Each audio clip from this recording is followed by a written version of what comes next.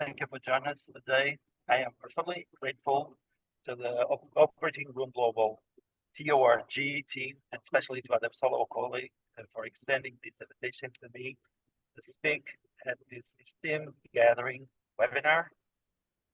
It's an honor to be here representing Portugal amongst such distinguished professionals and members of the community. I'm sorry for my English. I hope you can understand. If you don't understand anything that I'm saying, please uh, don't don't be don't have any problem. Just to ask me, I can stop and try to talk again what you aren't able to understand. So as I was saying, we are here all united by our commitment to enhancing surgical safety. Today, I will try to embark us on a journey through the landscape of surgical safety, exploring its critical aspects and how we can collectively contribute to safer surgical environments. So let's delve into the insights and findings that can guide us in this vital mission. Before we proceed, I would like to make a faculty disclosure. I want to clearly state that I have nothing to declare in terms of conflict of interest, financial or otherwise, related to this presentation. My objective today is to share knowledge and insights that are based solely on the best available evidence and my professional experience in enhancing surgical safety. So, my name is Bruno Teixeira. I won't be here too long because I just have to say thank you for your presentation. You're a great presenter for all my bio, and I don't want to bother you at all talking about this anymore. So today I'm here to talk a little bit about enhancing surgical safety in the operating room, and I'll try to explore several critical areas. First, we'll delve into the WHO surgical safety checklist, examining its impact on surgical practice worldwide. Next, we will address surgical challenges, identifying common obstacles and strategies to overcome them. Our discussion will then pivot to my research, where I'll share insights from my work, emphasizing its implications for surgical safety. Finally, we'll focus on patient safety outcome focus, highlighting the importance of outcome-based approaches in enhancing patient care. Our goal, and my goal for us for this discussion, is to foster a comprehensive understanding of these areas, driving forward the conversation on surgical safety. So one of my goals is to create a little bit of discussion in here.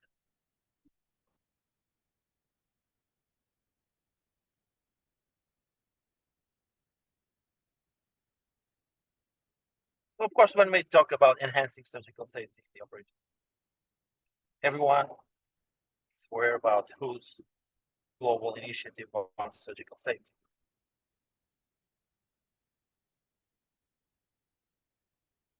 And the objectives of the global initiative on surgical safety are to implement a reduction of surgical morbidity and mortality, to implement also the WHO surgical safety checklist, enhancing surgical workforce training, and also improving surgical infrastructure and equipment.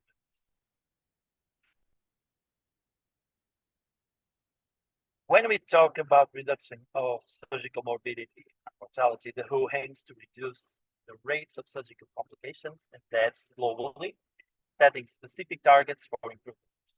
Also, when we try to implement WHO surgical safety checklist, the WHO advocates for the universal adoption of the surgical safety checklist, demonstrating its effectiveness in reducing surgical errors and enhancing patient outcomes. Of course, when we are talking about enhancing surgical workforce training, we are emphasizing the need for improved training and education for the surgical workforce to ensure the highest standards of patient care. And about improving surgical infrastructure and equipment, we are focusing on accessibility, availability, and quality of surgical infrastructure and equipment, especially in low and middle income countries.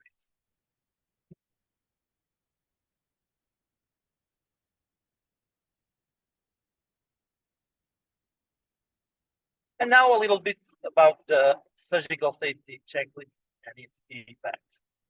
I brought to this slide for this presentation the latest meta-analysis.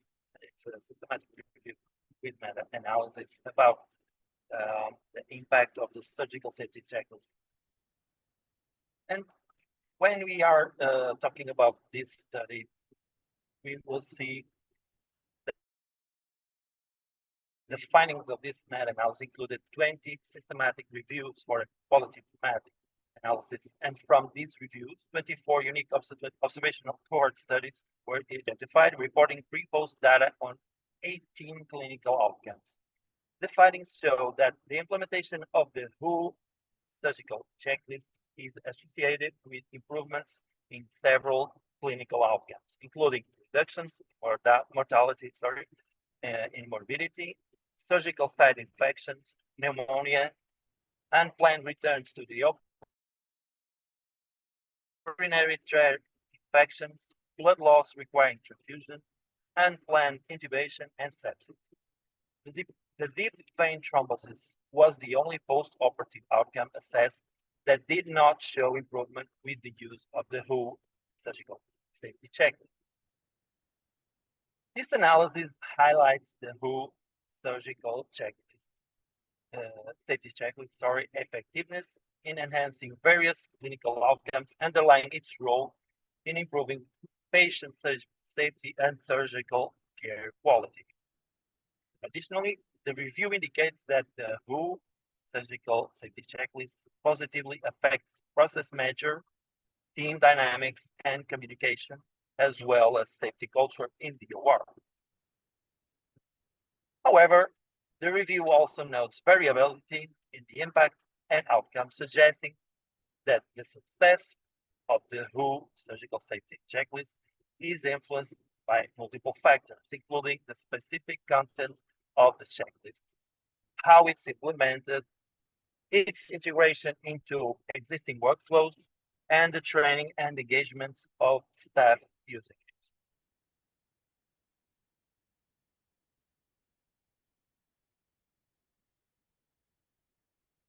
The World Health Organization's surgical safety checklist plays a pivotal role in enhancing surgical processes and team dynamics. By ensuring that every team member is aware and adheres to each step of the checklist, the SSC fosters a culture of communication, coordination, significantly reducing the likelihood of errors. It prompts team members to confirm critical details collectively, enhancing the shared understanding and the accountability that are vital for patient safety. This standardization is not just about following procedures, it's about instilling a safety-first mindset across the team, leading to a stronger, more cohesive approach to patient care in the operating room. The result is a more informed, alert, and communicative team environment, which is crucial for maintaining high safety standards and improving patient outcomes.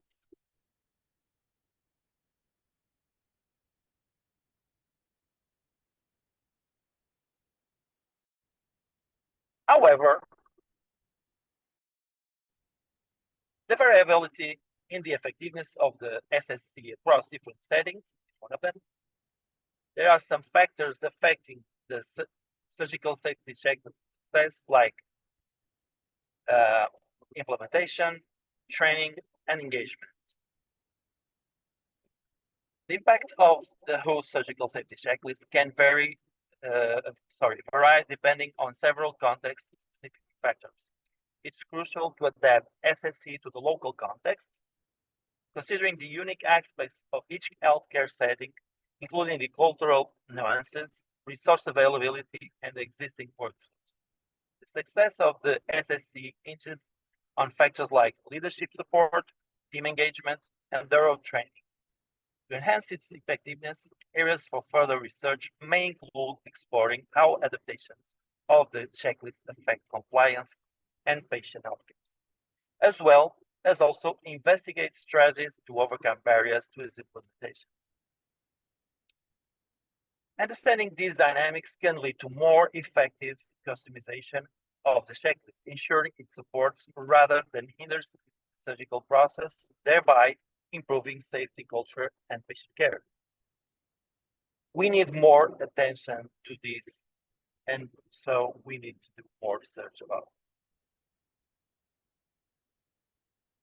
When we talk about surgical safety, of course, we need to talk about the ethical responsibility, the professional responsibility, and the scientific responsibility that as healthcare professionals have. So, about ethical responsibility, it upholds the highest ethical standards in surgical care, ensuring patient safety and informed consent are paramount. When we talk about the professional responsibility, we are talking about adhering strictly to the professional guidelines and standards to maintain and enhance the quality of surgical care. And about the scientific responsibility, we are also talking about implementing evidence-based practice and continuously updating protocols based on the latest scientific research to improve patient outcomes. Of course, the role of the stakeholders from up to down healthcare systems like WHO, GCI, and, for instance, AORN, safety policies are very important. So, collectively, there is a responsibility in surgical safety since the top to ourselves in practice.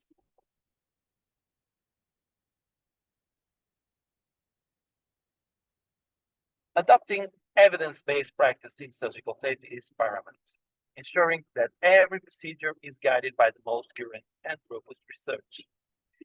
To enhance access to such vital information, healthcare institutions can leverage digital libraries, subscribe to medical journals, and encourage participation in professional forums and conferences, webinars like this. Furthermore, establishing a network among healthcare professionals allow for the exchange of insights, experiences, and innovative practices, fostering a collaborative environment where knowledge is shared and applied, ultimately driving the advancement of surgical safety and standards and patient care outcomes.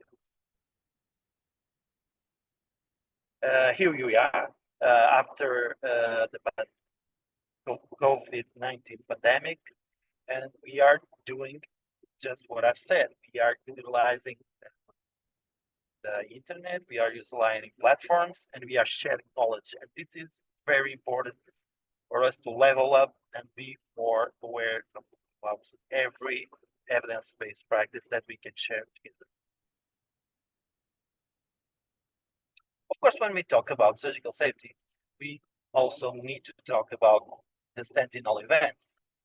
So I brought here the Joint Commission Sentinel event data annual review for 2022. And in here, we can see that we have on the graphic on bottom below on the right corner, we can see that there was a big increase during last year's from 2018 to 2022, and these Sentinel events, were increasing mainly connected to the pandemic that we were that was occurring with us. So this is one of the main factors. But when we talk about surgical safety, we should look not only for this table, but also to these two graphics. And on the table, we have that there are the falls are on the top. The delay in treatment is the second post. And then we have unintentional retains of foreign objects. That's the third. These are the events, Sentinel events from 2022 report. But as also we can see on the left corner,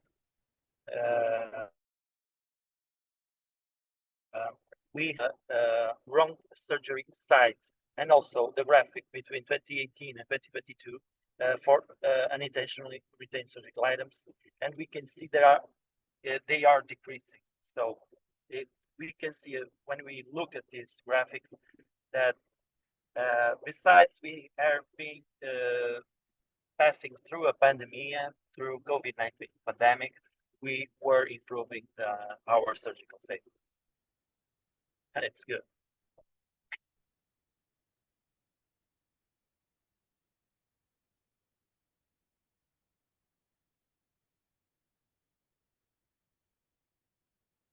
Let's talk about a little bit now about my research on URSI prevention. So my research identifies and analyzes discrepancies in surgical procedures that contribute to URSI incidents, aiming to standardize practice.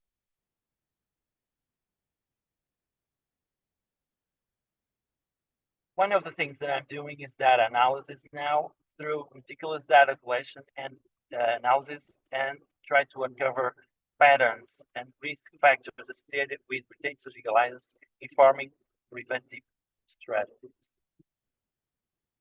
One of my aims is about technology integration. I explore the integration of advanced technologies and tracking systems in surgical settings to reduce URSI occurrences, enhancing overall surgical safety. I brought here OCD data for URSI just to show you one of the main problems that we are getting since I started this research. When we are looking to the UK data or to the US data, mainly we can see that there are data that is very connected to practice. But when we Bruno, look at Portugal, for instance, or hello? Yes? Yeah, I think the screen is zoomed out. If you can just zoom it in, that might help a little, if you don't mind, please. Thanks. I mean, it's zoomed. You can zoom in. No, it's big now. I mean, we need it to shrink in size more. I shrink more.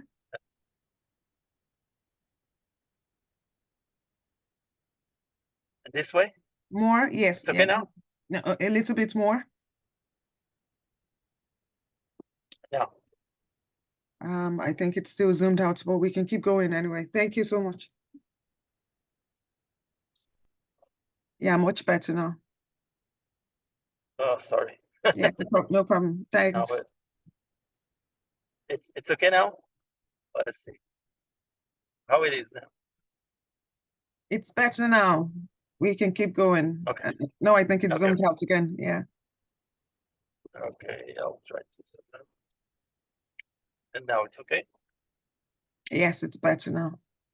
Okay. So I was saying that there are some countries that report estimates like us. Here in Portugal, we don't have the correct data for reporting, because what's the issue here? We are underreporting. So we know that underreporting is an issue for every country, but here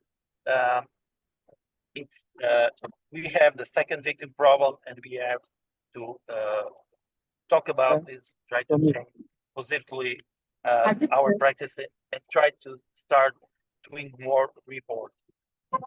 So as we see here, we see that these are not the correct data. These are just estimates for 2015 until 2022.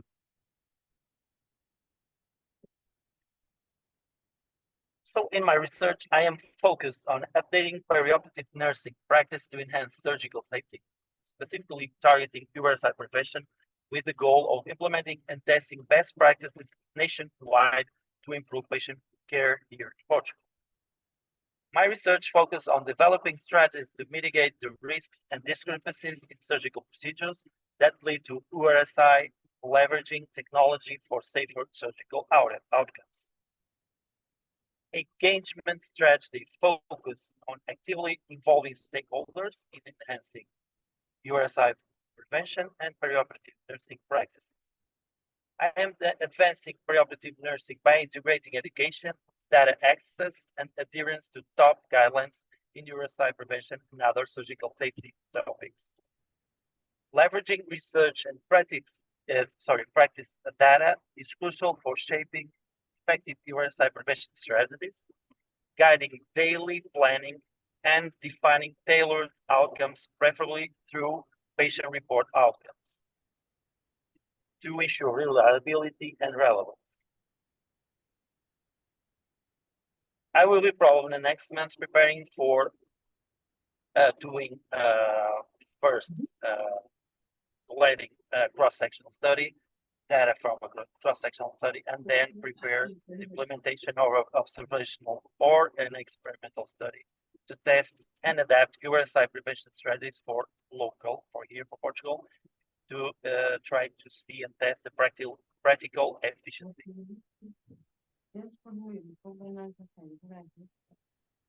When we are talking about local needs and global standards, it's very important to talk about training, and updating local is crucial for integrating the latest surgical safety standards and protocols, ensuring that staff well-informed procedures remain effective.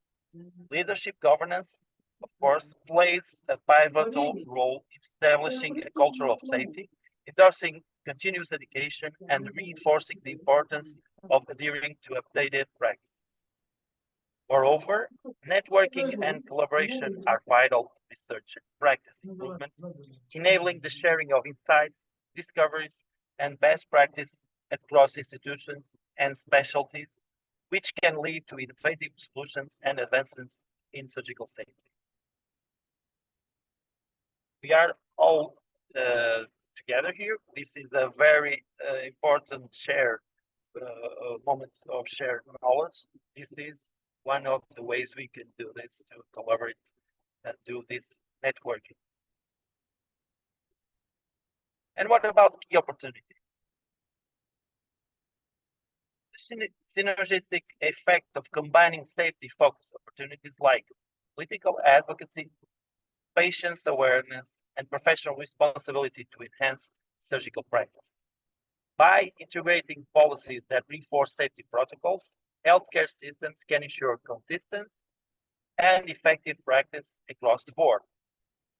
Informed patients who are more engaged and advocate for their care contribute to a culture of safety and accountability also. Healthcare professionals are encouraged to embrace these developments, leveraging them to drive improvements in surgical safety, thus maintaining it as the central pillar of patient care. This approach not only fosters a proactive environment for safety enhancements, but also ensures that the collective efforts of policymakers, patients, and practitioners lead to substantial and lasting improvements in surgical outcomes. And so we should discuss the critical need for ongoing research to validate and update all aspects of safe surgical protocols.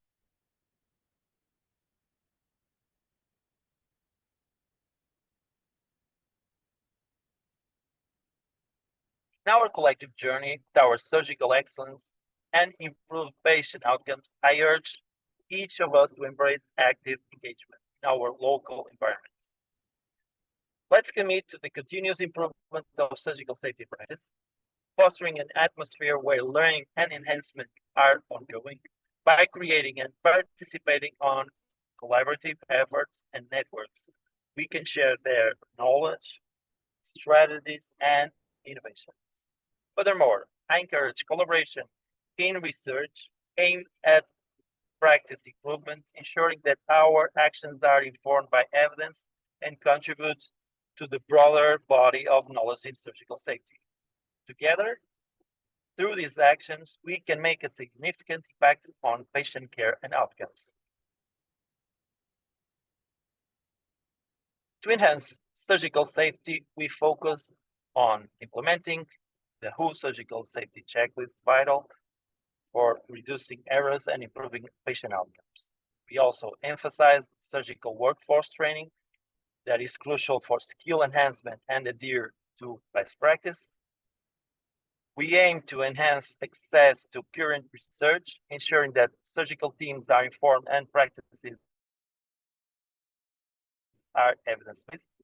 We shall strict adherence professional guidelines that ensure consistent, high-quality surgical care.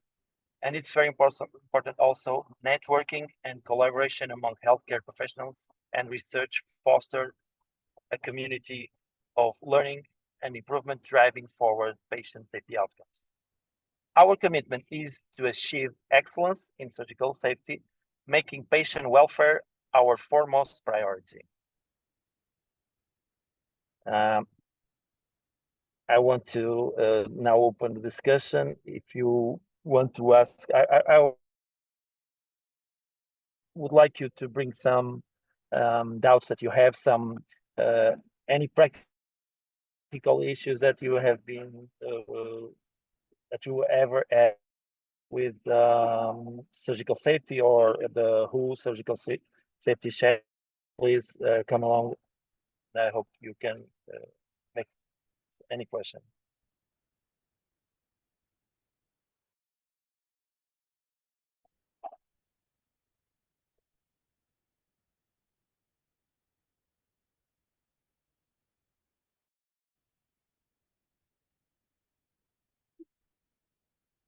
I think Stella has some question to do. Is raising a hand. Stella. Yeah, hi. Bruno, thank you so much for your presentation. I'm just curious, what are the monitoring systems that are in place for all the countries that are represented here on our webinar, as far as all of our other TORG members? Is there a centralized repository, kind of like how the United States has Joint Commission that kind of, keeps an eye on these numbers? Is there something similar in Europe, in Africa, in all of your respective countries?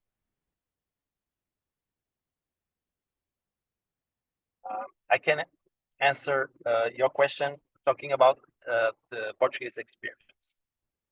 So we have on our healthcare system, we have the same responsibility to report and to gather those data, and then annually bring them along. And there's this organization that I was addressing those data before on that table, that is OCED, that is always bringing this data regularly. So we can see it every year. But the problem stays before, not about getting the data and reporting, but inside the facilities. So when we are talking about the practices, any problem that we have, we need to report. We need to address this on a different way. And then we will get those data and we can see and try to do some research, change some aspects. About the other countries, I don't know at all. I hope that someone can help me about other countries. So I don't know if you are able to. Yeah. To thank you. Thank you so much, Mr. Bruno. That was a nice and highly insightful presentation. Thank you so much for sharing the relevant knowledge. I don't know if I got the question, that was raised. Can someone just repeat that? In terms of other countries, I don't know if, so I don't miss anything. I think I missed one point. I was just curious. Yes, I was just curious to see if, in your respective countries, do you have a centralized reporting system to track safety issues? Because, you need data to support, implementation of specific safety practices. And so I'm just wondering, how good is the data collection in each of your respective countries? Oh, okay. Thank you so much.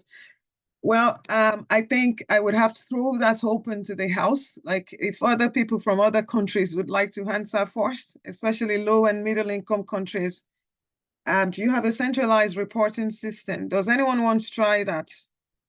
Let's see, so that we can have a range of opinions from, because I can speak for Ireland anyway. Well, I wouldn't say we have a centralized, we just have an incident reporting protocol in each hospital, and that would be passed on to the risk management team within 48 hours.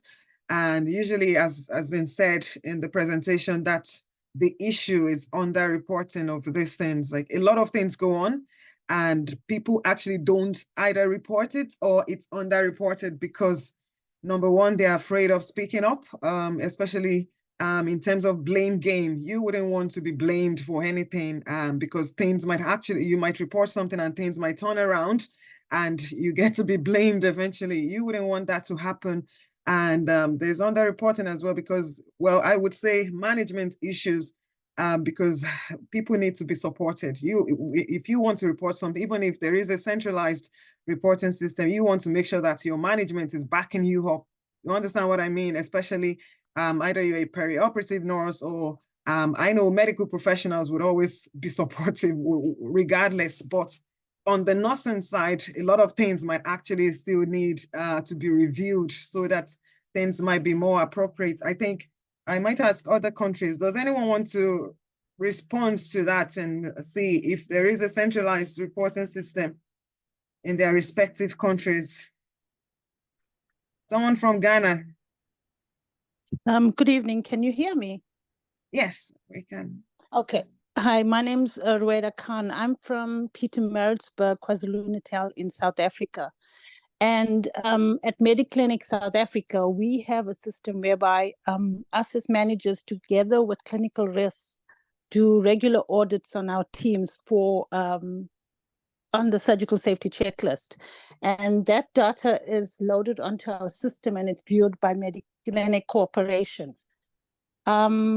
We've had, because of these regular audits on our team, the team is so active that we've had a couple never events which were reported and has been dealt with the corporation. So we do have a system of reporting and we have an enormous support from the company. Thank you. That's really good, honestly. That's a good one, I think. Yes. Yeah. Thank you so much for that, for sharing South African perspective with us. Thank you so much. I think, is there someone from Rwanda? Let's see.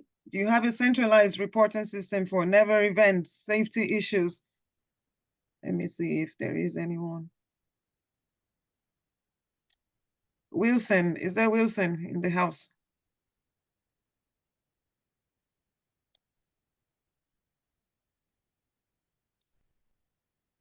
Okay, I think, well, from my point of view, I would say there is to an extent in terms of the audits, even as from South Africa, in Ireland, there is audits, and I would say from Nigeria, basically, under-reporting would really be the issue, especially not just in Nigeria, African countries. People want to be supported by their managements. People want to be, people really want to speak up, but a lot of things might need to be looked at in terms of policies. And as we mentioned, evidence-based practices need to be implemented as well, and some audits need to be introduced so that everything can be captured and nothing is missing. And even when things are being audited, they should be followed up. You should not just go behind someone's, under someone's table, if you know what I mean. I mean, it should be followed up, and things, structures, quality improvement plans, QIPs should be put in place to make sure things don't happen again. And it should be really emphasized that this is not a blame game. We all want to learn from this and just make sure that it doesn't happen again. So thank you so much, Mr. Bruno. If anyone else has any question or contribution, thanks. I would like to say just addressing the Stella question. I think it's a very interesting question. Yeah. And when we are talking about this problem in the countries that we are under-reporting, we also see the surgical safety checklist as a very important issue, a very important step, the task that we are doing. But we also see that we need to audit our practices and policies, because we need to check if them are really connected to the best evidence-based practice. And we should do this together. We should do this by a positive experience, not try to see that facility is doing the incorrect way, because sometimes people don't know what's the best practice. We don't have in each country and each hospital and each facility the best guidelines. We need to get those guidelines to those professionals. We need to address this info, these guidelines to those colleagues. And before we be here so sometimes so much connected to see what's the best practice through the research about the surgical safety checklist experience, we should also not just be there connected to that checklist, but also audit what's the practice that we have. Are we practicing the best?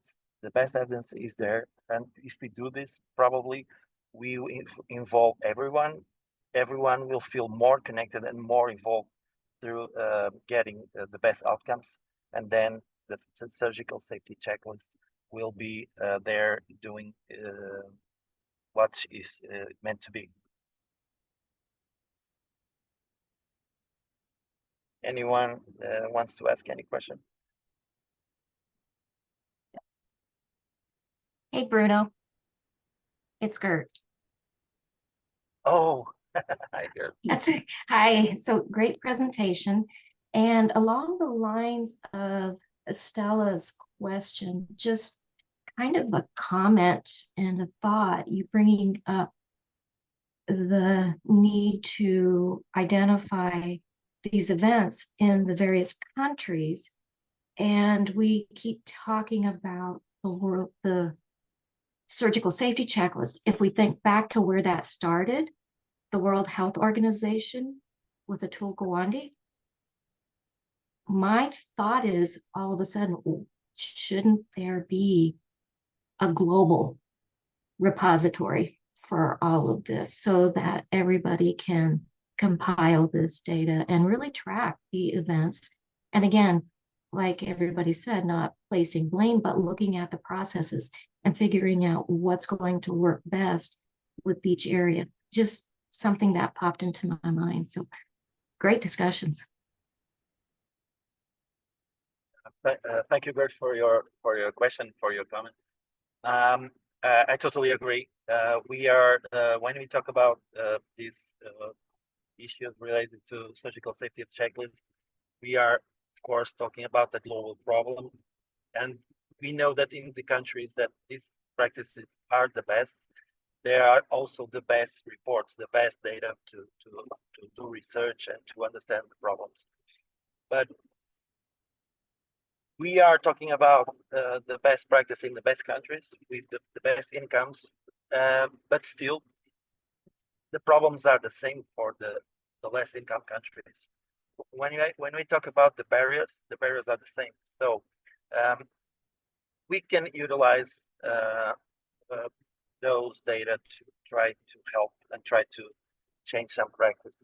But of course, I totally agree that we need to do this discussion about creating collectively data to understand the problem in a broader way.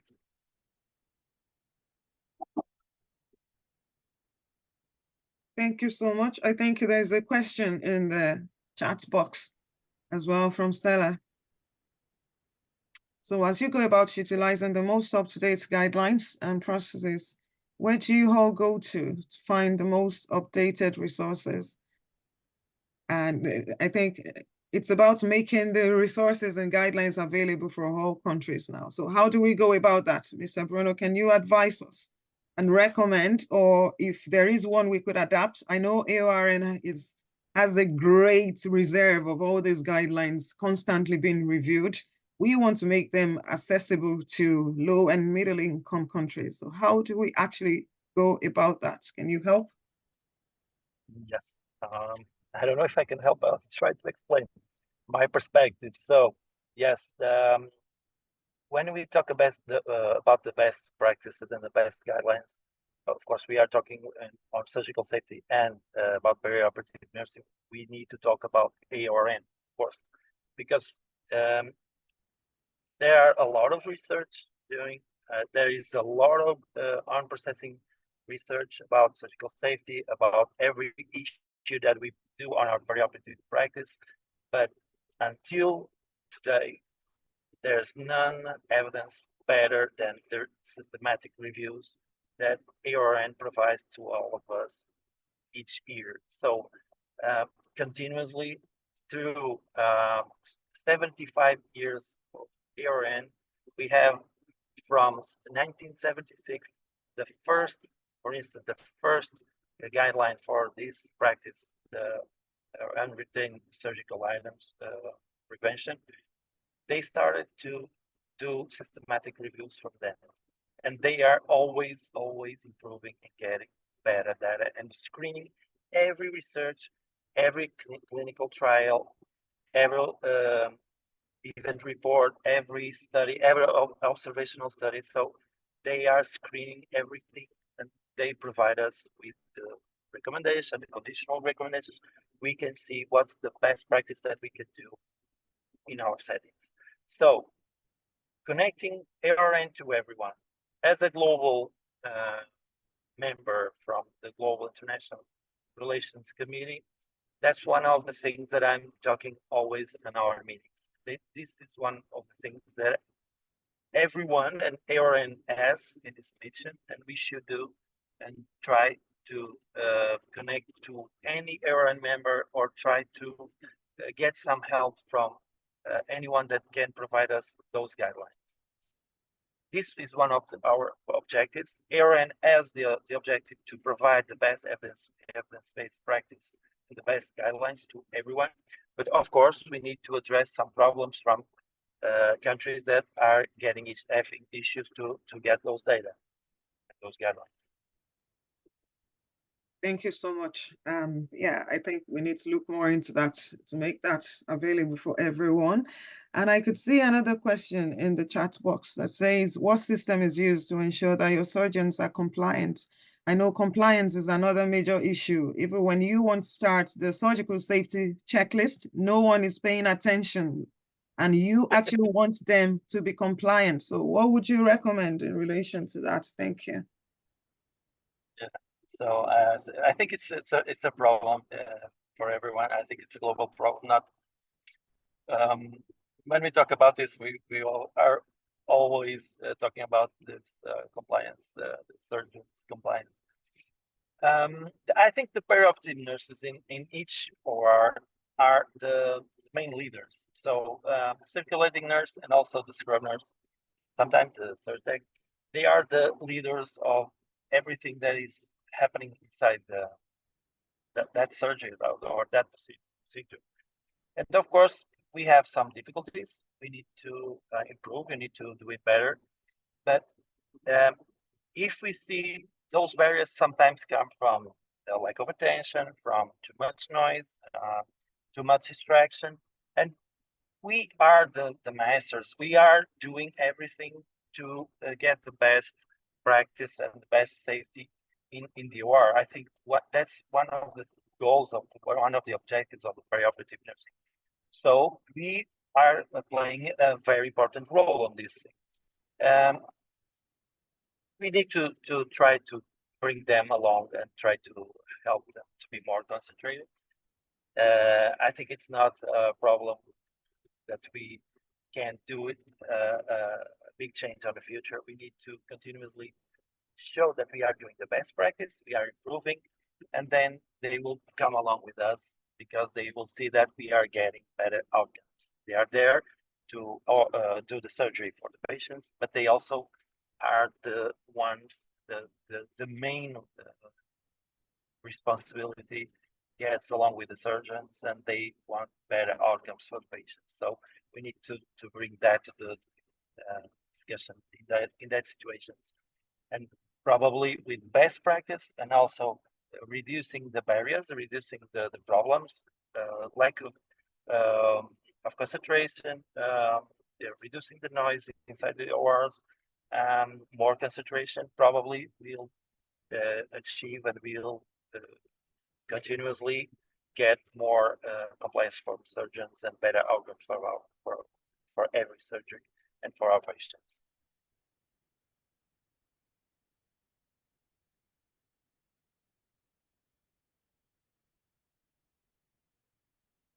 Thank you so much. Also, yeah, thanks. Stella also talk here about AORN and ACORN. Yes, there are some guidelines. There are some associations in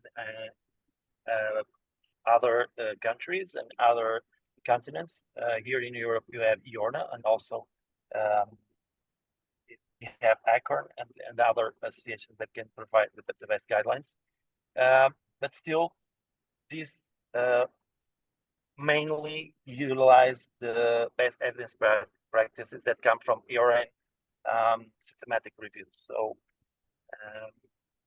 we can talk to those associations, but also I think we can discuss this later and try to improve these discussions for the future to see how can we provide to each facility, to each OR, the best guidelines, because they need the info, the data should be there available, and the best practice guidelines, if they are available, we know for sure that we are getting best practice.